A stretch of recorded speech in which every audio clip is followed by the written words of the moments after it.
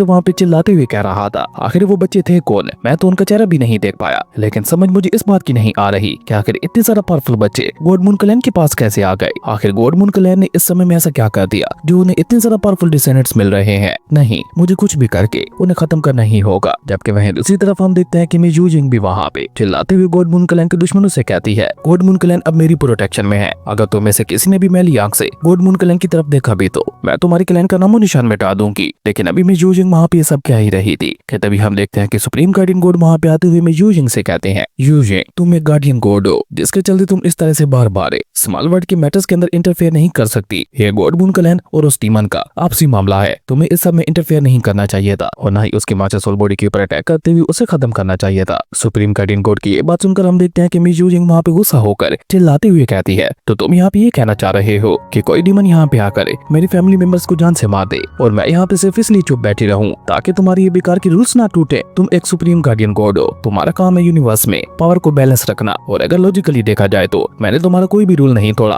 पहला, मैंने उस डीमन की माचा सोल बॉडी के ऊपर अटैक किया था और दूसरा, उसके ऊपर अटैक करने के लिए मैंने अपनी गॉड एनर्जी का इस्तेमाल नहीं किया था। तो अगर देखा जाए तो मैंने कोई भी रूल नहीं तोड़ा। अब अपना ये लेक्चर बंद करो और चुपचाप दफा हो जाओ यहाँ से। मिस यूजिंग की ये बात सुनकर हम देखते हैं कि सुप्रीम गार्डियन गॉड वहाँ पे इससे कहता है मुझे लगता है तुम भूल रही हो कि अभी तुम कौन हो। जिस दिन तुमने गार्डियन क्लैन को ज्वाइन किया था उसी समय तुम्हारे अपनी फैमिली के साथ सारे रिश्ते टूट गए थे। भले यहाँ पे आकर तुम्हारी फैमिली को कोई खत्म ही क्यों न कर दे, लेकिन फिर भी तुम बीच में इंटरफेयर नहीं कर सकती। तुम जानती हो ना, या फिर तुम इस रूल के बारे में भूल चुकी हो। सुप्रीम गार्डियन गॉड की ये बात सुनकर हम देखते हैं कि मिस यूजिंग भी वहाँ पे खामोश हो जाती है क्योंकि उसके पास वहाँ पे कहने के लिए कुछ भी नहीं बचा था। तभी सुप्रीम गार्डियन गॉड वहाँ पे अपनी बात को आगे बढ़ाते हुए कहता है क्योंकि ये तुम्हारी पहली गलती थी तो इसलिए मैं बस तुम्हें वार्निंग देकर चाह रहा हूँ। अगर अगली बार तुमने ऐसा कुछ भी किया तो तुम्हें मैं गार्डियन क्लैन से बाहर निकाल दूंगा। लेकिन हम देखते हैं कि मिस यूजिंग तो वहाँ पे उसकी बातों को पूरी तरह से इग्नोर कर देती है, जो देखकर सुप्रीम गार्डियन गॉड भी वहाँ पे गुस्सा होते हुए चुपचाप चला जाता है। गार्डियन गॉड को जाते हुए देखकर मिस यूजिंग वहाँ पे कोल्ड टोन में कहती है ऐसी बकवास बातें तो सिर्फ वही कर सकता है जिसके आगे पीछे कोई ना हो। ये क्या जाने फैमिली क्या होती है। मैं एक बार पहले तो अपनी फैमिली को खो चुकी हूँ, लेकिन अब मैं दोबारा ऐसा कभी कुछ भी नहीं होने दूंगी। आज के बाद से अगर किसी ने भी मेरी फैमिली की तरफ आंख भी उठाकर देखी तो मैं उसकी आंखें निकाल दूंगी। आज के बाद किसी को भी गू फैमिली से टकराने से पहले मुझसे टकराना होगा। मिस यूजिंग कैसा कहती है हम देखते हैं कि एक एनर्जी ऑर्ब उड़ते हुए सीधे उसके पास आ जाता है जिसे वो वहाँ पे कंट्रोल करते हुए सीधे मिस कैनियन के सोल सीरियलम के अंदर भेज देती है, जिसके बाद सीन चेंज होता है और हम लोगों को वहाँ पे थोड़ी देर बाद का सीन दिखाया जाता है जहाँ पे अब धीरे धीरे मिस कैनियन को होश आने लगा था। और जब वो बुरी तरह से अपनी आंखें खोलकर देखती है तो उसके ग्रैंडफादर दोनों बच्चों को उठाकर मिस कैनियन को दिखाते हुए कहते हैं मुबारक हो मेरी बच्ची, तुमने दो बच्चों को जन्म दिया है जिनमें से एक लड़का है और एक लड़की। अपने दोनों बच्चों को देखकर हम देखते हैं कि मिस कैनियन वहाँ पे काफी ज्यादा इमोशनल हो जाती है, पर साथ ही साथ उसे वहाँ पे बहुत ज्यादा खुशी भी हो रही थी। वो जल्दी से अपने ग्रैंडफादर से अपने दोनों बच्चों को अपने गोद में ले लेती है। इसी बीच हम देखते हैं कि उनकी बुआ मिस यूजिंग वहाँ पे आते हुए कहती है वो सब तो ठीक है, लेकिन क्या तुमने इन दोनों के नाम सोचे हैं। इस पे मिस कैनियन भी वहाँ पे सोच में पड़ जाती है और सबसे पहले वो वहाँ पे अपने बेटे को देखते हुए कहती है आज से इसका नाम लिनटियान जी होगा। मिस कैनियन की ये बात सुनकर हम देखते हैं कि मिस यूजिंग वहाँ पे उसके मजे लेते हुए कहती है वाह क्या बात है, अभी तक लिनफेंग को अपने इन बच्चों के बारे में पता भी नहीं है, लेकिन उसके बावजूद भी तुम इन्हें लिनफेंग का सरनेम दे रही हो। जिस पे मिस कैनियन जवाब देते हुए कहती है लिनफेंग को पता हो या ना हो, लेकिन ये बच्चे हैं तो लिनफेंग के ही, इसलिए ये अपने पिता का सरनेम तो डिजर्व करते ही है, इसलिए आज से इसका नाम होगा लिनटियान जी। और ये कहकर वो वहाँ पे अपनी बेटी का नाम रख पाती उससे पहले मिस यूजिंग वहाँ पे आगे बढ़कर उसे अपनी गोद में लेते हुए कहती है इसका नाम मैं रखूंगी। और ये कहकर वो वहाँ पे उसकी तरफ देखकर मुस्कुराते हुए कहती है आज से तुम्हारा नाम होगा लिनजू। ये सुनकर तो मिस कैनियन की खुशी का वहाँ पे कोई ठिकाना ही नहीं रहता, क्योंकि मिस यूजिंग ने उसकी बेटी को अपने वाला नाम दे दिया था। अब वो भी क्यों ना, भला एक बुआ के लिए अपने भतीजे या फिर भतीजी से ज्यादा कौन प्यारा होता है। जबकि मिस कैनियन वहाँ पे अपने दोनों बच्चों को देखकर खुश होते हुए कहती है मेरे दोनों बच्चे भी अपने पिता की तरह एक्स्ट्रा ऑर्डिनरी जीनियस है। खैर उसके पास सीन चेंज होता है और हम लोगों को डिवाइन मेंशन का सीन दिखाया जाता है, जहाँ एक तरफ लिनफेंग अपनी कल्टीवेशन प्रैक्टिस कर रहा था तो वहीं दूसरी तरफ शाओटियन एक गहरी नींद से सोकर उठा था और उठते साथ ही वो वहाँ पे अपने पेंग फर्नेस के ऊपर हल्का होने लगा था, जो देखकर तो पेंग फर्नेस भी वहाँ पे गुस्सा होकर चिल्लाते हुए कहने लगा था क्या तुम पागल हो गए हो, ये कैसी हरकतें कर रहे हो। लेकिन शाओटियन जो कि अभी तक भी वहाँ पे आधा नींद में था वो तो मजे से गुनगुनाते हुए सुसु किए जा रहा था, जो देखकर वो पेंग फर्नेस वहाँ पे गुस्सा होकर उसे काट लेता है, जिसके चलते हम देखते हैं कि शाओटियन दर्द के मारे वहाँ पे इधर उधर भागते हुए कहने लगा था ये तुमने क्या कर दिया, बेवकूफ कहीं के, काटने से पहले देख तो लिया करो। और ये कहकर अभी वो वहाँ पे उड़ते हुए इधर उधर भाग ही रहा था कि तभी अचानक से ही वो वहाँ पे मिस यूजिंग के साथ जा टकराता है। वही मिस यूजिंग को देखकर शाओटियन उनसे शिकायत करते हुए कहता है बिग सिस्टर अच्छा हुआ अब यहाँ पे आ गई, वरना ये पागल फर्नेस अब तक मुझे खा जाता,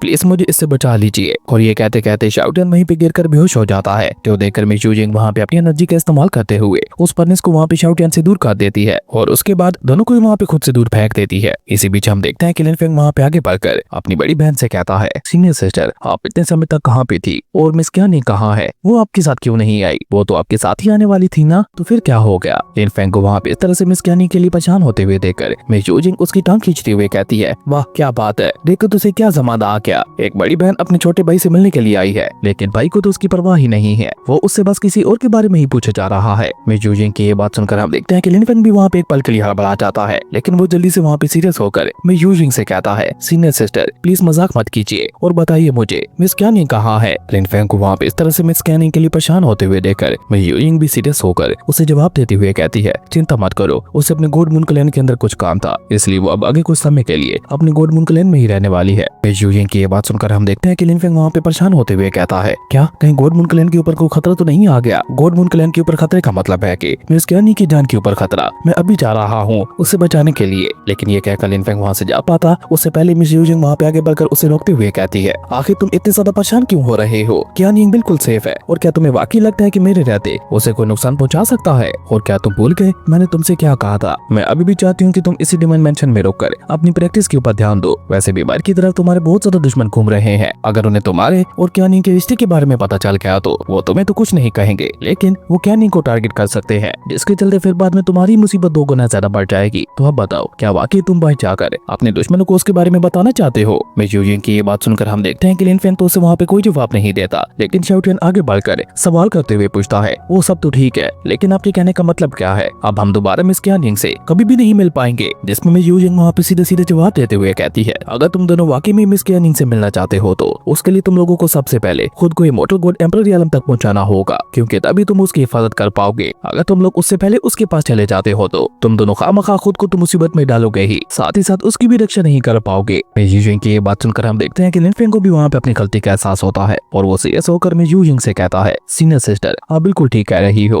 और आप चिंता मत कीजिए, आज से और अभी से मैं पहले से भी ज्यादा मेहनत करूंगा ताकि जल्द से जल्द मैं खुद को इमॉर्टल गॉड एम्परर रियलम तक पहुंचा सकूं। लिन फेंग की ये बात सुनकर हम देखते हैं कि मिस यूजिंग वहाँ पे मुस्कुराते हुए उससे कहती है, बहुत अच्छे, मुझे तुमसे यही उम्मीद थी। खैर अब मेरे यहाँ से जाने का समय हो चुका है लेकिन तुम जब तक चाहो यहाँ पे रहकर अपनी कल्टीवेशन प्रैक्टिस कर सकते हो। मिस यूजिंग के जाने की बात सुनकर हम देखते हैं कि शाओटियान वहाँ पे जल्दी से घबराते हुए उसे जाकर लिपट जाता है और उसे रिक्वेस्ट करते हुए कहने लगा था, प्लीज सीनियर सिस्टर आप हमें छोड़कर मत जाइए, अगर आप चली गई तो हमारी रक्षा कौन करेगा, अगर आप यहाँ से जाना ही चाहती है तो प्लीज मुझे भी अपना डिसेबल बना लीजिए, मैं भी आपके साथ जाना चाहता हूँ। लेकिन निस्सा के शाओटियान वहाँ पे कुछ भी कह पाता उससे पहले हम देखते हैं कि मिस यूजिंग वहाँ पे उसे थप्पड़ मारकर खुद से दूर फेंकते हुए कहती है, कितनी ज्यादा बकवास करते हो तुम, मैं हमेशा तुम लोगों की रक्षा करने के लिए तुम लोगों के साथ नहीं रह सकती, इसलिए तुम दोनों को जल्द से जल्द बहुत ज्यादा मेहनत करते हुए खुद को पावरफुल बनाना होगा। लेकिन फिर भी अगर तुम लोगों को कभी लगे कि तुम लोगों को मेरी जरूरत है तो इस जेट टोकन को क्रश कर देना, मैं उसी समय तुम लोगों की मदद करने के लिए पहुंच जाऊंगी। और ये कहकर मिस यूजिंग वहाँ पे अपने पास से एक जेट टोकन को बाहर निकाल कर उसे वहाँ पे लिन फेंग को दे देती है। वही लिन फेंग भी चुपचाप उस जेट टोकन को अपने पास रखते हुए मिस यूजिंग का शुक्रिया अदा करता है। जिसके बाद हम देखते हैं कि मिस यूजिंग वहाँ पे अपनी टेलीपोर्टेशन पावर का इस्तेमाल करते हुए एक वोर्ड गेट पोर्टल को बना देती है जिसके अंदर जाने से पहले वो वहाँ पे लिन फेंग से कहती है, उम्मीद करती हूँ अगली बार जब हमारी मुलाकात होगी तो तुम इमॉर्टल गॉड एम्परर बन चुके होगे। खैर जाने से पहले मैं तुम्हें